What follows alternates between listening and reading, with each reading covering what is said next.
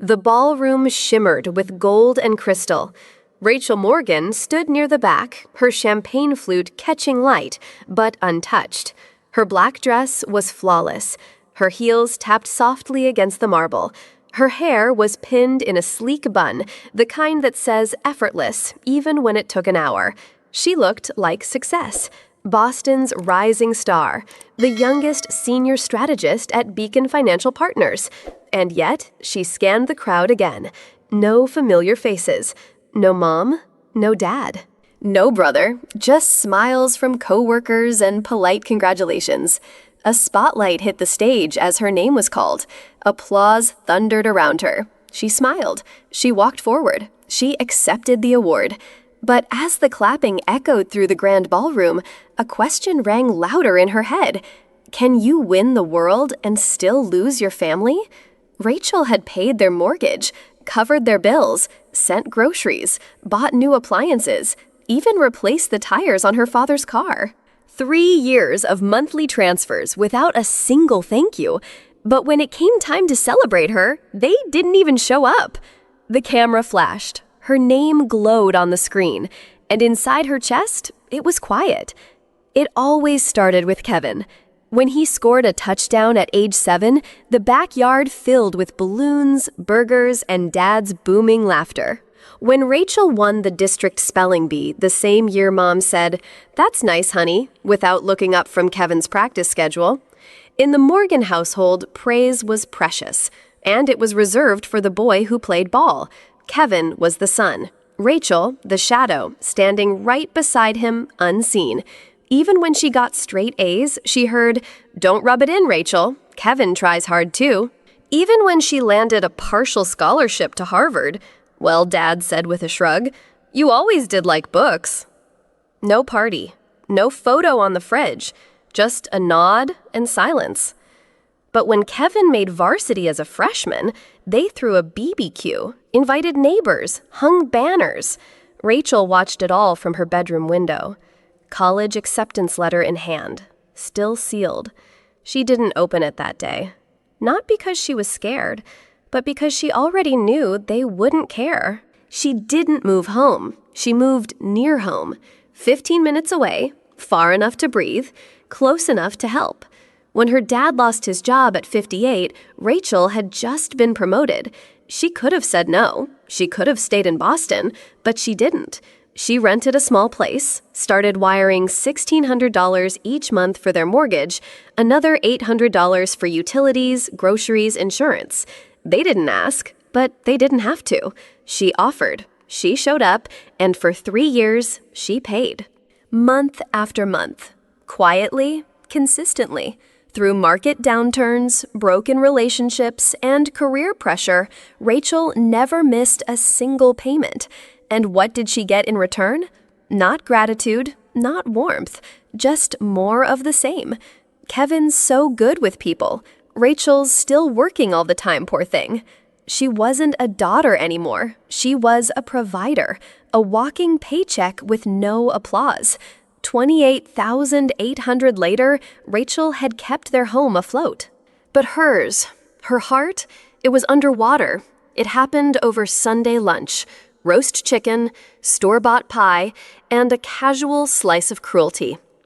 Rachel had just mentioned she might need to delay that month's mortgage transfer just a few days.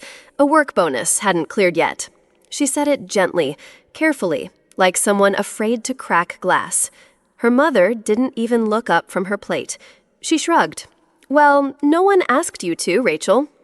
The words hit harder than they should have. Maybe because they were said so softly, like a throwaway comment, like her sacrifices meant nothing. Rachel blinked, froze. No one asked you to, as if the past 3 years of saving them from foreclosure was just some hobby, as if stepping up without being begged meant she was entitled to nothing in return. No thanks, no acknowledgement, not even a crumb of respect. Her father chimed in, chuckling. "She's always been dramatic, your sister." And just like that, the room spun. Rachel wasn't just hurt, she was humiliated, because now she understood They didn't see her as generous. They saw her as gullible. Thanksgiving was her last olive branch. Rachel planned every detail like it was a peace treaty. She spent 3 weeks curating a menu that blended tradition with a touch of flair. She bought the bourbon-glazed ham her dad loved, the IPA her brother had once casually mentioned liking, Mom's sweet potato casserole done exactly her way. She deep-cleaned her apartment, brought out her best dishes, and ironed cloth napkins. Everything was perfect.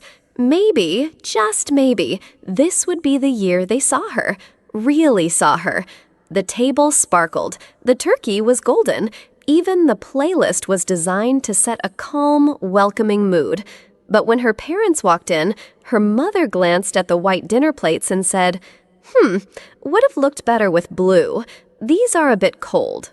Her father, he said, the apartment was hard to find. Then sniffed the air and muttered, smells fancy. Hope it still tastes like food. And Kevin, he didn't bring anything, didn't offer to help, didn't even say thank you. He walked in, scrolling his phone, took one look at the turkey and said, did you brine it? Hope it's not dry like last year. Rachel smiled, politely, poured wine, passed rolls, carved turkey, but inside she was bleeding from 1,000 invisible cuts. Dinner had barely begun. The turkey had been carved, wine poured, plates passed. Rachel sat across from her family, smiling through tension, through old wounds. And then it happened. Her father was complaining about something trivial. The green beans weren't crisp enough. Her mother was gossiping about Kevin's latest date. Kevin was on his 3rd beer. Rachel tried just once to speak. Hey, just a heads up, she said gently. I'll be transferring the mortgage a few days later than usual. My bonus hasn't cleared yet. Silence. Then her dad snorted. There she goes again, talking about money like she's buying sainthood. Rachel blinked. I just meant I needed a little timing flexibility, that's all. Her mother didn't even look up. It's always about money with you. Kevin cleared his throat awkwardly. No one said a word in her defense. Rachel sat her fork down. Do you even realize I've paid over $28,000 to keep your house from being taken away? Her dad slammed his fist on the table. So what? You want a parade? A trophy? Who the hell do you think you are? Then he stood, pointed at her. You think writing checks gives you power over us? You think you're better than us? His voice rose, his face flushed. You don't get to throw that in our face every time we don't kiss your feet. Rachel's breath caught. I'm not asking you to kiss anything. I'm asking you to act like family, he snarled. You want to talk about family? Fine. Family doesn't keep score. And then came the blow. Get out. Now. You don't talk to me that way. Get out of my house. Silence. Rachel stood slowly, her hands trembling. Your house? She looked around, at the furniture she bought, the rent she paid, the food she cooked. This isn't your house. This is my apartment, and you are no longer welcome in it. She didn't cry, not that night. Instead, Rachel opened her laptop, fingers steady, heartbreaking. First, she logged into the mortgage portal. She deleted her auto payment information, clicked confirm. Are you sure you want to cancel this transaction? Yes. Then the utility companies, electric, water, gas, internet. Each account cleared, each bill no longer her burden. You have 7 days to update your payment details.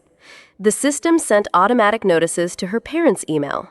And Rachel, she sent her own. She wrote to the family lawyer, Dear Michael, this is to formally confirm that effective immediately, I will no longer be financially supporting Harold and Linda Morgan. The monthly $1,600 mortgage and additional expenses, utilities, groceries, insurance have ended. I was never under legal obligation. And now I'm done. She pressed send. It was 2:47 a.m. At 2:49, her phone lit up. Dad calling. Declined. Mom calling. Declined. Kevin texting. Ignored. Then came the messages. Some were angry, some begged, some guilt-tripped, and some were manipulative masterpieces. You'll regret this. After all we've done for you, you've broken this family. Rachel sat in the dark, letting it all come. The pings, the buzzing, the weight of decades compressed into digital poison. But she didn't flinch. This wasn't cruelty. This was liberation. They had 7 days, and for the first time, so did she. 7 days to breathe. It was 10:14 a.m. A normal Wednesday, until her neighbor called. "Rachel, I just saw 2 people trying to open your door. An older man said he was your father, said he had the right to come in." Rachel froze. She hadn't given anyone a spare key, but her father had a habit. He copied things, just in case. She felt it coming, the escalation. Rachel calmly replied, "Call the police." By the time she pulled into the parking lot, the squad car was already there. Her parents stood outside the building, surrounded by flashing lights and firm voices. Her mother looked furious. Her father was shouting something about ungrateful children. An officer approached her. "Are you Miss Morgan?" "Yes." "They claim they were just checking on you, but they tried your lock. That qualifies as attempted unlawful entry." Rachel nodded, voice steady.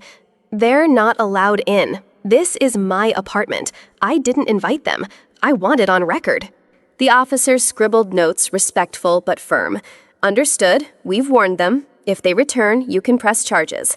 Rachel thanked him, walked past her parents without a word, eyes straight ahead, back unshaken. Her mother shouted, "This is what you've become, calling the cops on your own parents." Rachel stopped, turned slowly.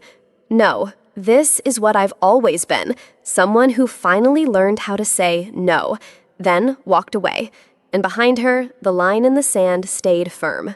The whispers came quickly, like smoke through closed doors. "She's gone off the deep end. Did you hear? Rachel called the cops on her own parents? She needs help, clearly." The calls from aunts and uncles began to flood in. Some were passive-aggressive, some were flat-out cruel. "Your mother's in tears, Rachel. Is that what you wanted? They raised you, and this is how you repay them?" Her cousin Melissa texted, "What's going on? Your mom says you're having a breakdown. That you're paranoid. She's really worried." Rachel read the words. She didn't scream, didn't cry, didn't explain. She sent screenshots, the transfer history, the $1,600 mortgage each month, the $800 in bills, 3 full years. Then she typed, "This isn't a breakdown, it's a boundary." She could have told them more. She could have listed the years of neglect, the subtle cuts, the favoritism so blatant it burned, but she didn't need to. The numbers spoke louder than the accusations. His text came at 10:03 p.m. "Hey, is it true you've been paying the mortgage this whole time?" Rachel stared at the screen. For a moment, she wanted to ignore it. Let him stay in the dark. Let him wonder. But she didn't. "Yes," she replied. "For 3 years. Every month, without fail." There was a pause. Then, "They told me you were just helping out with groceries, maybe a utility bill here and there." She didn't respond. She didn't need to. The silence spoke louder than any accusation. 10 minutes later, her phone rang. It was Kevin. Rachel hesitated, then picked up. "I didn't," he said softly. "They never told me." "Of course they didn't," Rachel replied. "Because if they had, you would have had to see me." Kevin didn't argue. "I'm sorry. For not seeing it, for not asking, for letting them treat you like you didn't matter." And for the first time in a long time, Rachel believed him. Because for the first time, he wasn't defending them. He was owning it. It came in the mail. No return address, no decoration, just a plain white envelope with her mother's handwriting. Rachel opened it slowly, expecting guilt-tripping or denial. Instead, she read the most unexpected line. I wasn't equipped to love you the way you deserved. Her hands shook. The letter continued. You were strong, too strong for me. Kevin needed me more, or maybe that's what I told myself. You made me uncomfortable because you didn't need my approval, and I punished you for that. You never asked for anything. You just gave. And I took, and never said thank you. Rachel sat down. The couch beneath her felt unfamiliar. This is not an apology to fix things. I don't expect you to forgive me. This is just the first time I'm admitting I was wrong, and I hope one day that will mean something to you. It wasn't a reconciliation. But for the first time, her mother had stopped pretending, and sometimes that's more powerful than any I'm sorry. Rachel sat with the letter for a long time. She didn't cry. She didn't rush to reply. That night, she placed the envelope on her nightstand like a fragile artifact from a world that once hurt her. The next morning, she texted her mother. Just one line. Thank you for the letter, but I'm not ready. She didn't add more. No explanations, no open-ended invitations. Because she didn't owe that anymore. Forgiveness, she realized, didn't have to look like hugs and reunions.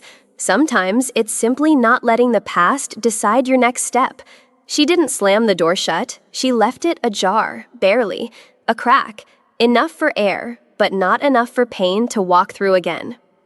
The table was smaller this year. No fine china, no passive-aggressive comments disguised as jokes, no expectations to be enough. Just Rachel, Amber, 3 friends from work, and a neighbor who'd recently lost her husband. The centerpiece was handmade gingerbread crooked, imperfect but covered in laughter. Rachel didn't have to perform. She didn't have to carry the weight of invisible debts. She just had to show up as herself. They toasted cider instead of wine. They passed mashed potatoes with stories, not judgment. They asked how she was, not what she was doing next. And when dessert came, no one rolled their eyes. No one muttered, well, Kevin would have made it better.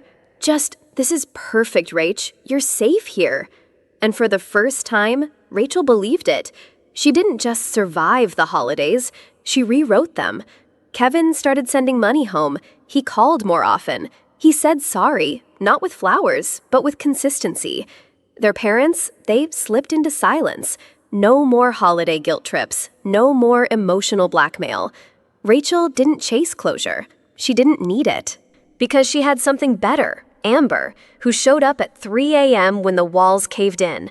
A neighbor who brought over soup and memories in equal measure. Colleagues who remembered her birthday without being reminded. One night at a small rooftop gathering, they raised their glasses. To healing, someone said. Rachel smiled. To chosen family, she replied. She didn't lose her family. She redefined it. Not through bitterness, but through boundaries. Through peace, not performance. Sometimes the people who raised you will never understand the weight you've carried because they never had to lift it. But that doesn't mean you have to keep holding it. Letting go of toxic family ties doesn't make you heartless. It means you've finally chosen yourself. Family is not who shares your blood. It's who shares your battles, your silence, and your healing. You don't owe anyone your peace, but you owe it to yourself to protect it. If this story touched your heart, if you've ever felt unseen, unheard, or unchosen by your own family, don't just scroll past. Subscribe to this channel for more powerful, real stories that remind you you're not alone and you're not wrong for choosing peace. Hit the bell. Share it with someone who needs this reminder.